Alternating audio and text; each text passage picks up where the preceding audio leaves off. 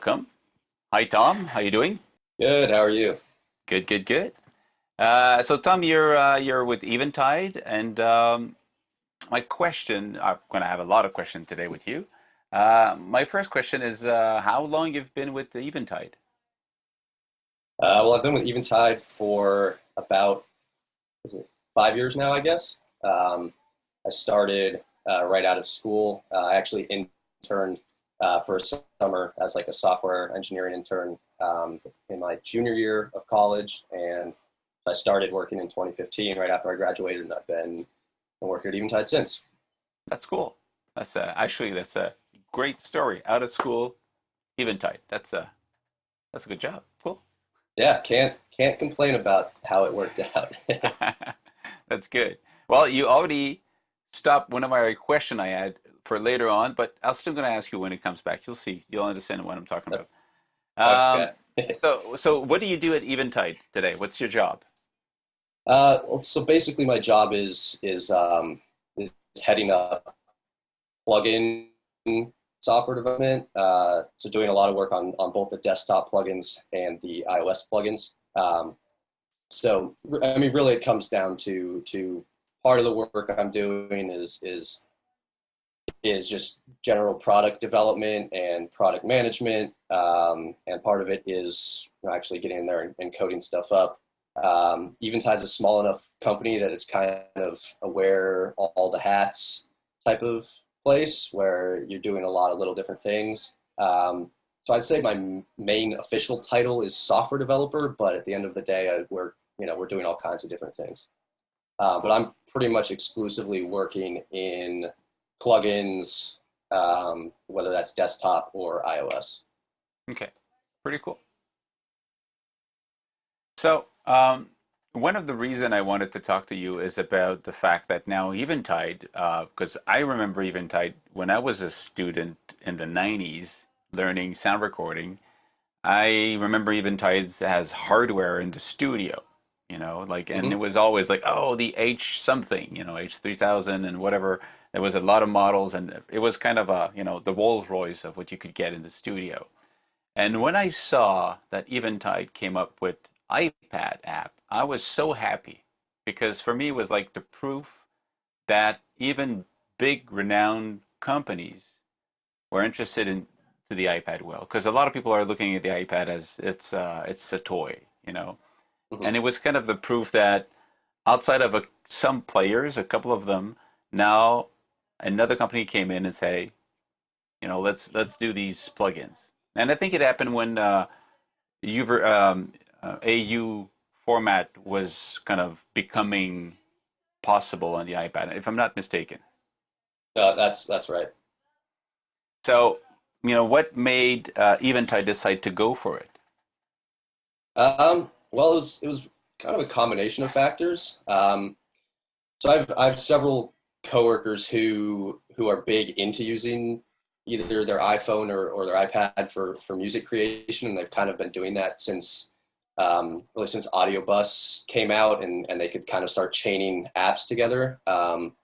So ever since Audio Bus came out, they were always saying, "Oh, it'd be so cool if I could have an Eventide effect in my phone or on my iPad and use it for performance or recording or composing or whatnot." And so there's sort of this idea that had been circulating for a while, and we'd always been kind of saying like, "Oh yeah, we'll try to do that, like that could be cool."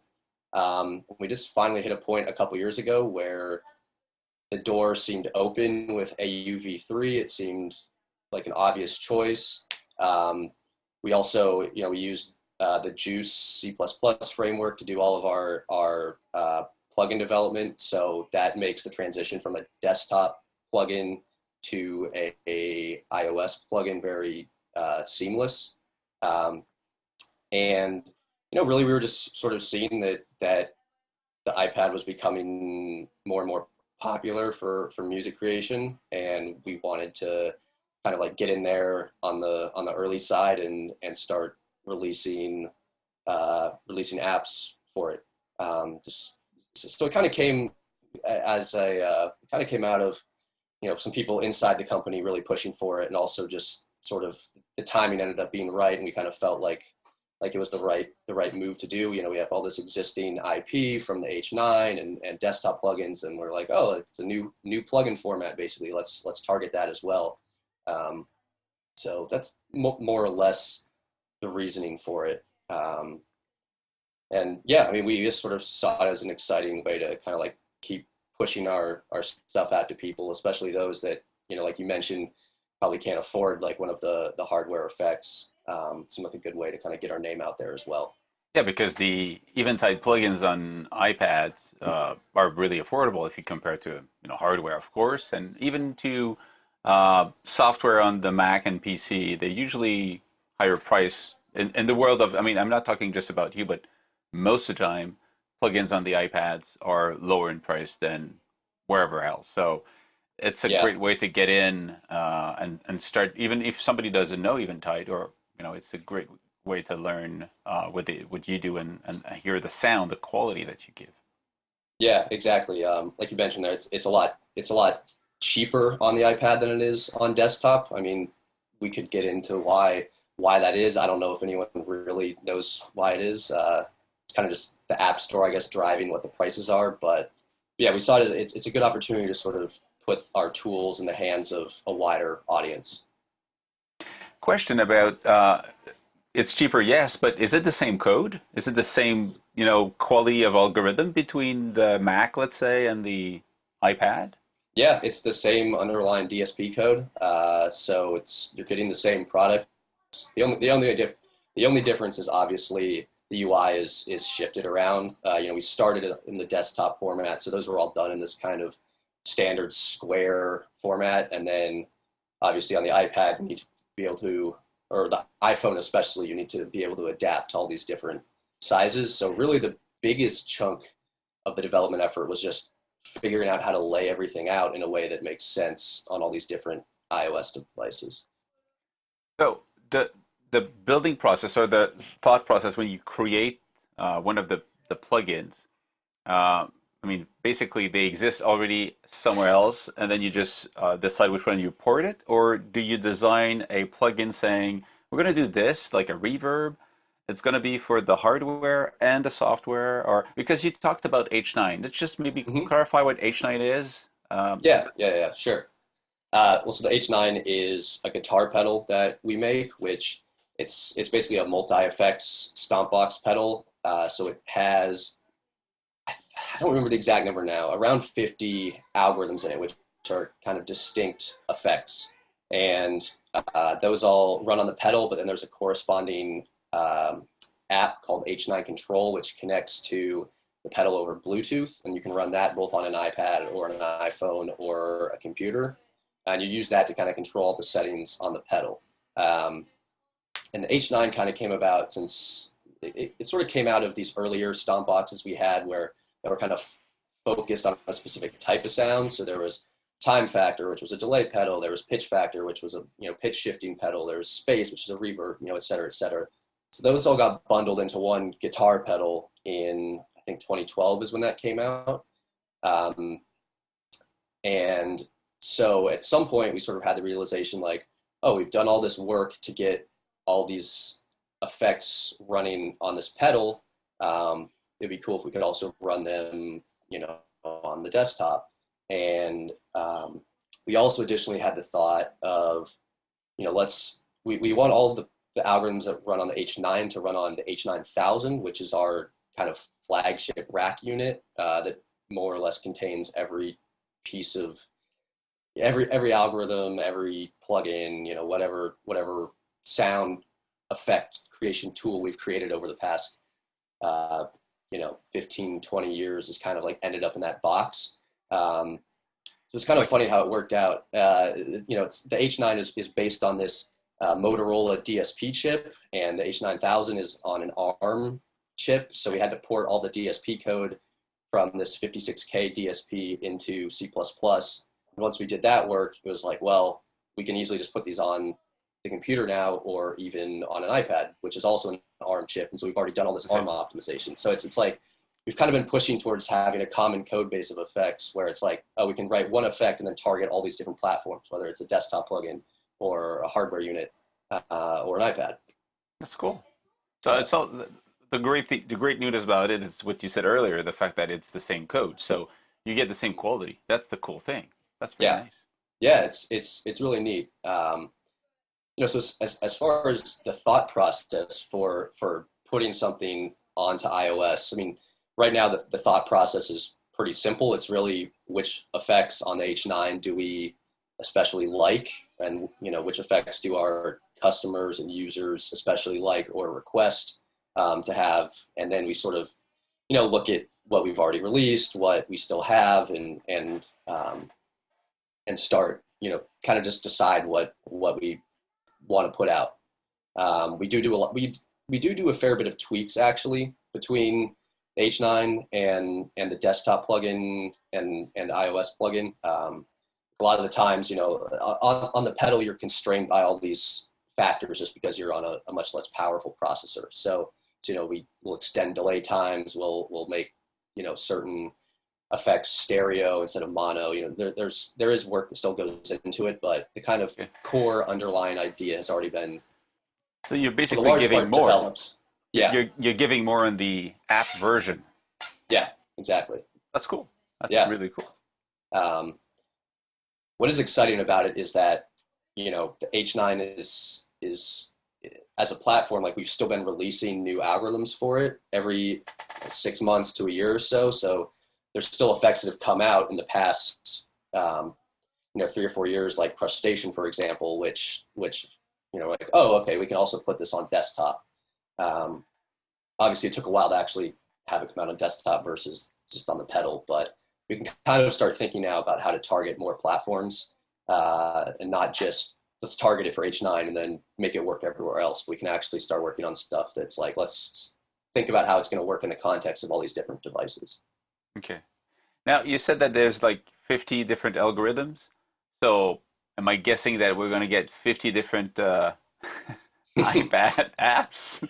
uh, I don't want to say too much either direction, but I, I would say there's certain algorithms on H9 that are kind of bread and butter, like, oh, I just need a basic delay.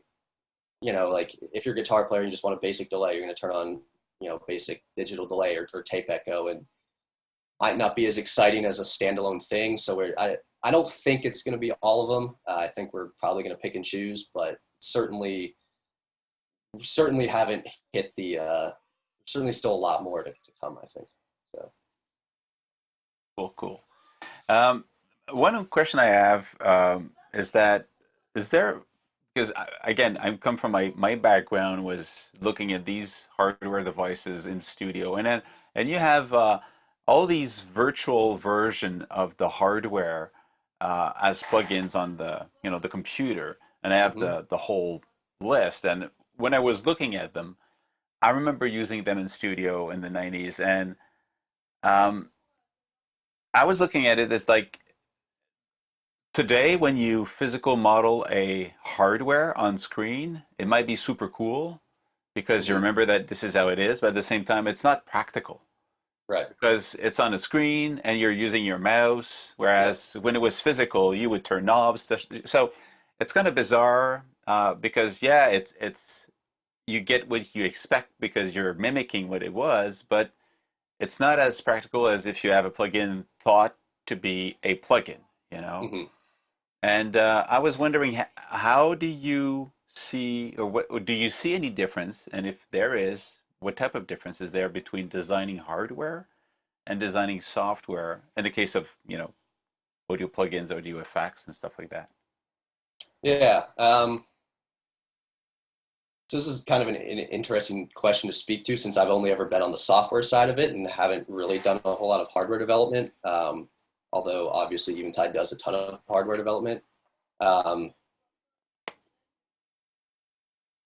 I think it's with any product we do. I think the underlying idea is that we want to make it as inviting and intuitive to a user to use as possible. And the ways you do that on desktop are potentially different from how you do that, or or desktop and iOS are different from how you do it when you're designing a piece of hardware.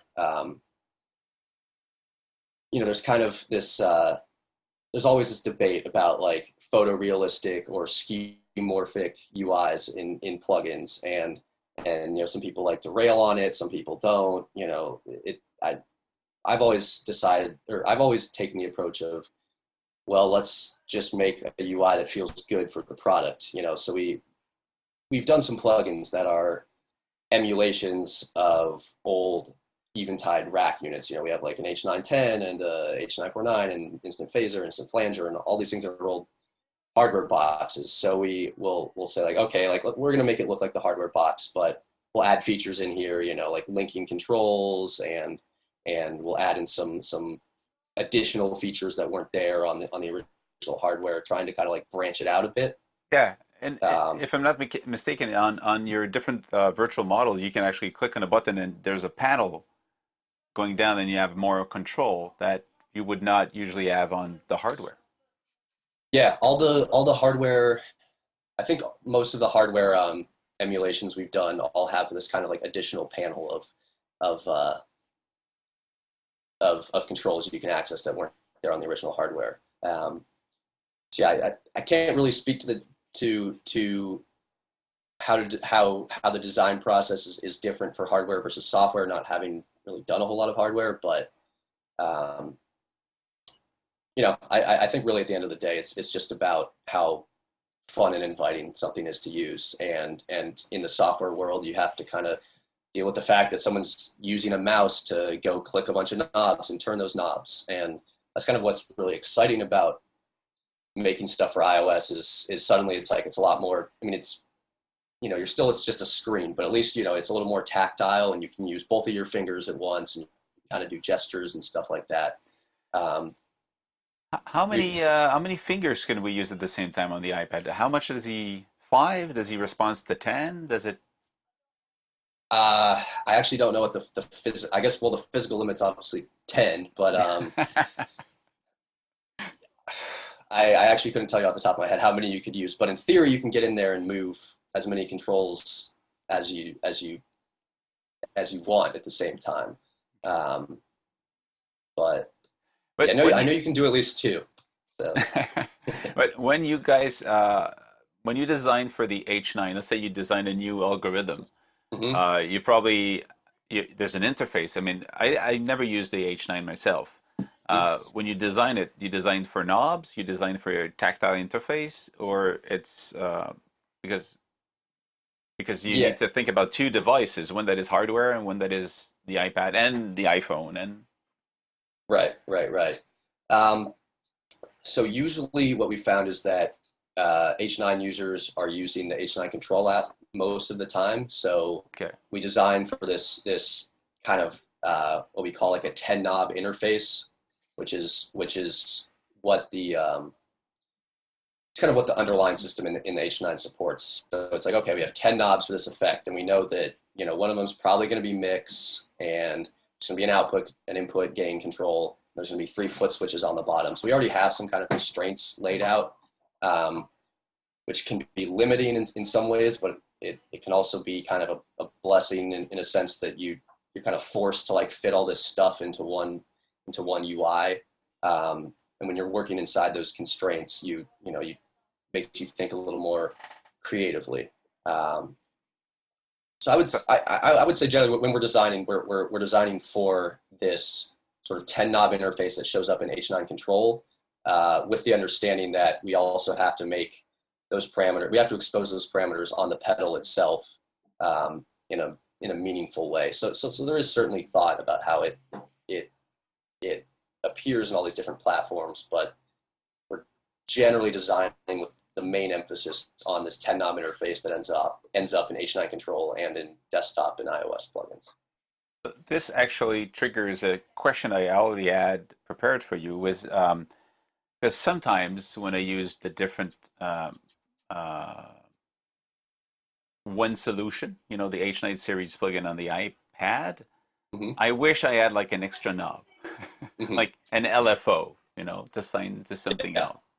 So Mhm. okay, and I understand. It's you start with the 10 and you work with 10. So if you put an LFO, something else has to go. So it's Yeah, it's unfortunately a bit of a restricted format, and a lot of that is just kind of legacy and the hardware that the H9 is running. Um, we're likely not going to be stuck with that restriction forever, but for the moment, we're working within it. so I'm going to have a request. Hmm. If we can have a uh, control input, from something else to come in Hmm. and modify one of the knobs. Because I would love to just automate some parameter like with an LFO coming from something else through MIDI, for example. Because Hmm. if I'm not mistaken, I read somewhere that these plugins did not support MIDI controls. Am I wrong or? So this is actually an interesting one. They are supposed to support MIDI input for the uh, ribbon controller and the foot switches. We recently discovered that there's a bug that they don't respond to MIDI Okay. in, in uh, I think it's in the standalone mode, and I think in inter-app audio. I think MIDI works inside of a host, but I don't know. I don't want to get into the boring technical details, but they So should, in theory, respond to MIDI. so they should respond to MIDI, but it depends on the host. If the host is like AUV3, I guess. Yeah, if the host supports AUV3, then MIDI, I believe, should be supported. But again, I mean, literally probably as yesterday, we discovered that it wasn't working properly in some of the apps in some Okay. hosts. So uh, it should, but it might not actually be doing that at the moment. What I heard is from other developers is that AUV3 is not supported fully from all the makers of host for now, for what I understand. So Yeah. it might be Hmm. by the time they update all their codes or stuff like that. Hopefully soon. Yeah. Yeah, hoping that everyone makes the leap to AUV3 soon, just because inter-app audio is kind of a hack the way it's put together, and it's a lot more difficult to support. And obviously, it's less flexible. You can only use one instance of the app inside an entire session or patch you have, which can be limiting, especially if you're using effects plugins, which are you probably want multiple of them instead of just a synth, for instance. Yeah. And what do you see in the future? I mean, we're talking about AUV3 as being kind of the latest cool update that you have on the iPad. Where do you see the iPad audio world going into the next years? Um, well, I think the sort of obvious kind of path that I see, at least, is that the iPad, especially the Pro versions, and the MacBook are slowly moving towards the same device. And I think we're probably going to start seeing, you can run apps that are iOS apps on your desktop, and potentially vice versa. So that's the biggest thing I sort of see is kind of a further merging of the two worlds. It's right now it's like, oh, you're going to be off on your iPad, working on some piece of music, and when you actually want to go edit it or put it together, you take it and you go put it into your desktop computer and start working there. But I think those two are going to converge um, in a large way. Um, and I actually think that the AUV3 format is quite nice. So I'm sure it'll continue to be iterated on, but I think for the moment I would say AUV3 and full sort of adoption of AUV3 between hosts and apps is probably what we're going to see in the next couple of years. Just greater integration between hosts and AUV3 plugins. Um, and I also think we're going to see more players jump into the iOS world. I think right now is kind of interesting. There's some companies that straddle both the iOS and the desktop plugin world, but there's not too many. Um, it seems like there's a lot of iOS, fantastic iOS developers and apps out there that are iOS only. and Yeah. also a lot of desktop manufacturers that are desktop only. And I think there's going to be sort of a cross pollination between the two platforms as it becomes easier to develop for both, which I think is, it's super exciting in both directions if you're an iPad user and also if you're a desktop user. Yeah, that's cool. Um, I know that some people are saying that the future is VR or augmented reality. What's your take on that? Uh, I'm not. This is a hard one to answer. Personally, I haven't. I can't really get into VR. It just feels so foreign to me, just to be like, especially if you're trying to do any type of music creation in VR. To me, it just doesn't. It just doesn't feel right, I guess. So it's hard for me to say. I think we're just gonna start seeing that type of thing, and it's probably inevitable. But at this point, I'm not really sure how it's gonna end up presenting itself. It's not. It's actually not something I've given a whole lot of thought to be honest. 'Cause I had a friend telling me his wish was to have a VR hat or goggles and to have a virtual studio. So he would just sit in his small room, almost empty, or maybe just speaker and a computer, and put that on and like, okay, here's my desk, here's my knobs, and I have this 1176 or whatever it is, virtual, and then he would virtual play all of that, and everything would be virtual. Like, okay, Yeah, I think it's certainly possible. one Uh, day, maybe one day. I don't know. It's hard to predict how that'll happen. I think there's a strong enough resistance, especially amongst kind of the audio engineering community. People have this really strong connection to their tools, especially physical tools, and so I don't see a ton of people necessarily leaping from from the physical world into this virtual world. I mean, it'll probably happen more as as kids are growing up and they're kids who haven't they don't use hardware. It's just all on their iPad. They probably yeah, will be much more adept at doing that. But I think a lot of us who sort of like used a lot of hardware and are used to that world are kind of like, whoa, why would I want to go in this virtual studio? yeah. So,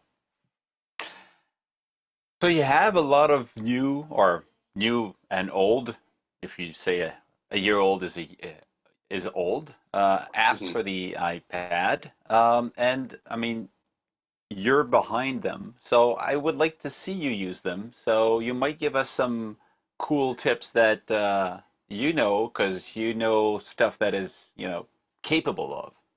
So I Mhm. know you have your iPad ready. So if you just want to share your screen and demo the apps that you have on the iPad now. Yeah, sure. Let's get this loaded up here. Um,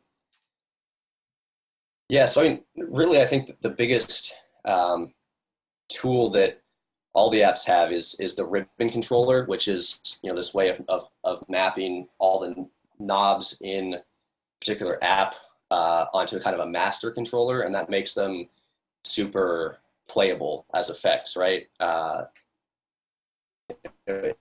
I actually don't see we don't do that I think as much as they could. I mean, I know it's kind of the obvious feature to talk about. Use the ribbon, use the hot switch, but I think they're often overlooked, and they're especially helpful. I think when you're on an iPad and you're generally in kind of a more of a compositional headspace or kind of a sound design headspace. Uh, and the demo I have here is kind of a song that's set up that just kind of showcases how to sort of perform with the effects. If that makes sense. If it'll ever load here, I'll get it shared. And if you can, I mean, you're talking mostly about Mhm. the ribbon and the what's the name you give for It's the the key, hot switch. the hot switch. So if you Mhm. can explain the right way to use it, maybe people go, oh, okay, because people see the Yeah, hot yeah, switch, yeah. see the ribbon. I mean, I remember I show how to use it. People they never use it because they don't know what's this is for. Right. Yeah, yeah, sure. I can set that up. Let's get this thing going here.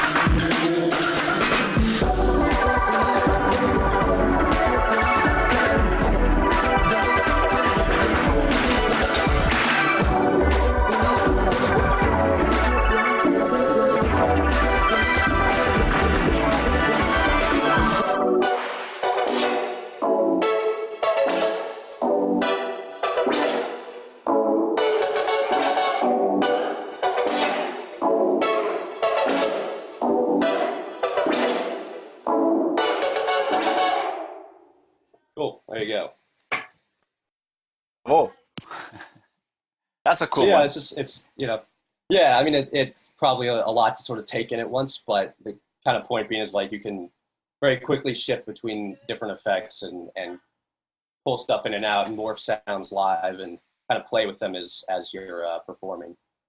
That's it. I think that it shows the fact that these plugins, of course, they can be used as set up and forget, but Mhm. they're thought as, you should be able to play with them in real time and have Yeah, them evolve and move. And I think that the slider is a great tool for that. It's just a simple way to make it glide to the preset values are all, because when you're doing live, you're going maybe quickly, but you know that the extra, the maximum value is already fixed to something that sounds musical, so you don't go too far. Even if you go to the max, it's still going to be musically correct because you already planned it that way. So yeah, that's a cool way to do it. yeah, and I think that these are especially helped by the fact that they were designed with the intent of live use. When they're on a pedal, the whole idea is that you know a player has preset values set up that they like, and maybe they even have an expression pedal um, connected to the unit, so they can change parameters live. The ribbon actually corresponds to on the H9. If you connect in an expression pedal, you can do all those same things. You can map multiple parameters onto an expression Okay. pedal, and just like morph sounds like that. So yeah, really, really, they're all designed to sort of be used live, and I think on a computer that's kind of lost a little bit. Like you said, you kind of just set it how you like and forget it in the context of a mix. But when you're using it on an iPad, it's much easier to sort of just like pull up all these sounds and very quickly play around with them. We've actually had some of our artists and testers say that they use the desktop plugin in one way, and they use the iOS plugin in a completely different way, and it kind of they can just think about it like it's a whole new effect, because all of a sudden it's just like it's right there and playable for them. Yeah, And that's super exciting. So, that's cool. yeah. One last question. Hmm. Which one is your favorite of all these iPad OS plugins? That's a tough one. I think I think UltraTap is probably my favorite, actually. I think that one's often overlooked because it's kind of just, oh, it's a multi-tap delay, but it has kind of some really unique features on it that take it into almost like a reverb territory, where you can start sort of like slurring and modulating and chorusing the taps together, so it can kind of go from this like stuttery delay seamlessly into a reverb, which is not something you necessarily hear all that much. I think I actually have that in this session set up. Yeah, let me see here. Yeah, so this clip here, um, on one side, I kind of have I have sort of I have it as a more of like just a standard delay, and then as I go left on it, it turns into like a more reverb. So here, I'll demo that. Get that clip playing here.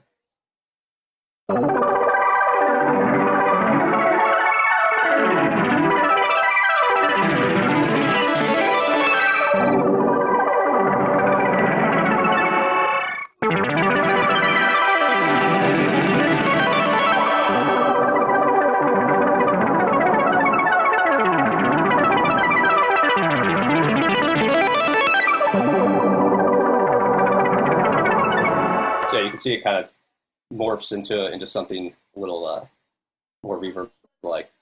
The sad problem is that you're in mono today. Ah, really? It's coming through mono on your end? Ah, damn. So, so imagine it stereo, people. Imagine it's stereo. Yeah, that's it sounds mono, or it sounds stereo on my end, so I had completely forgotten that it's Well, you coming through probably have mono. the original sound, but Yeah. All as right. it passed through the you know. But if you want to hear more of that one, you can go here and click on that link, and there's going to be my demo of the Ultra Tap. So you'll hear it in stereo here in that corner. So, Tom, thank you very much for your time. You've been very, very gracious to take the time and accept this interview, and I learned some tips and some cool stuff that I didn't know about the apps, and I always love to understand the behind the scene, so it's easier to understand why we have this in front of us and how we should also approach it. So, and hopefully, we'll soon hear of a new app, new plugin, and we'll talk about it online again. Yeah. Well, thanks for having me. This was really fun to talk shop here, and yeah, we have plenty of exciting things coming. So Cool. Well, thank you again, and say hi to everybody at Eventide, and stay safe. yeah, you too.